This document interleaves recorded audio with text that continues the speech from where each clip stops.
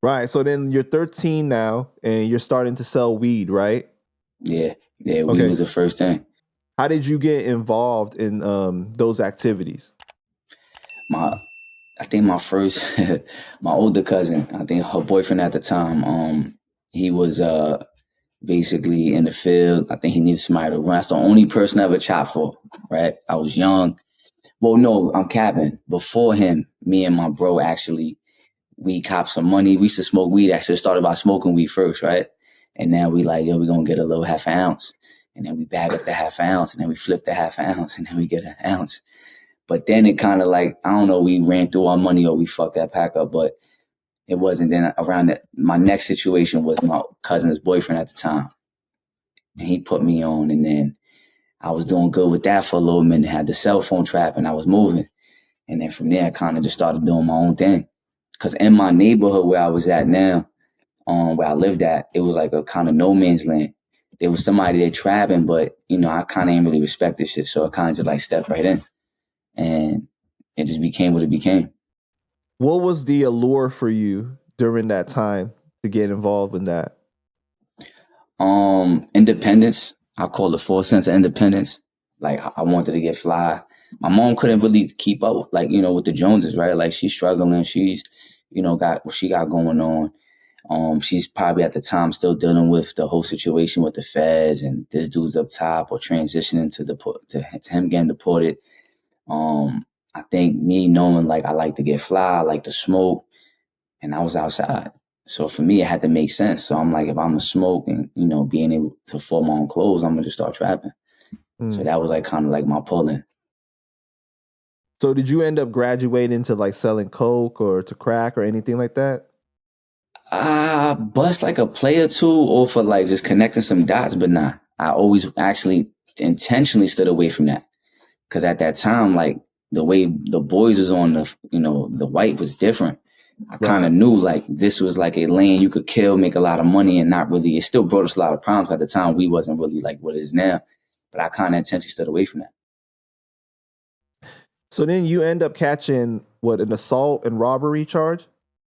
My first charge was assault and a robbery, facts. Right. But you end up beating it though. Yeah. Oh, you did your homework. Come on, man. Come on. So that's funny. What happened with the situation? Me and my right hand, my comrade D, he's one of the young boys I was running around with early on. Honestly, it wasn't even a robbery or actual, it was more like a gang assault. So I was in the store and at the time we were like going back and forth with some dudes down the block, right? Like a little block beef we had going on. So we walk around with canes and all kind of stupid shit. So this dude, he was actually a delivery man that I found out. I don't know what happened between him and one of my guys, but they ended up getting into a scuffle. You know what I'm saying? And that scuffle, like I tried to like fake break it up at one point, but the way he was a grown man to us, mind you, we're young, we 14. No, I'm 16 at the time. And I'm like, yo, like this, he trying to overpower my son. So I'm like, yo, get off him. So we started jumping. You know what I'm saying? We started jumping him. And from there, I kicked him so hard. I think I like cracked his shit or whatever.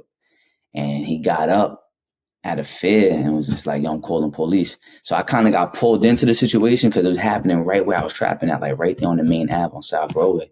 So me like not trying to make it hot, I'm trying to stop it, but he wasn't letting go of my boy. So it was like, we just started going in on him. And then, he lied. Like nobody robbed him, so we ended up getting booked for the robbery. It actually was an attempt robbery and assault in the second, I think. So yeah, assault in the second or third. So how do you guys end up beating that charge? Oh, grand jury. So at the felony hearing. The felony hearing. So if you take it to a felony hearing, he got to show up. And he never showed up for two. So the first one he don't show up for, they let you go. The second one he don't show up for, they dismiss the case. Wow. So at this point, are you in a gang or are you just like running with your people? Kinda. Like I never was with no formal gang, right? But my block is my gang. You know what I'm saying? Right. Like I'm on South Broadway, on Lawrence Street, right? Like that's just the hood. You know what I mean? So we banging what we know. It's nothing like, no Latin King Bloods and nothing like that. But Was there never an allure to you about joining the Kings or joining an actual gang? nah, that's crazy. Like while we run around with handshakes, we had calls, we did the whole nine, right? It never in our eyes was perceived as a gang.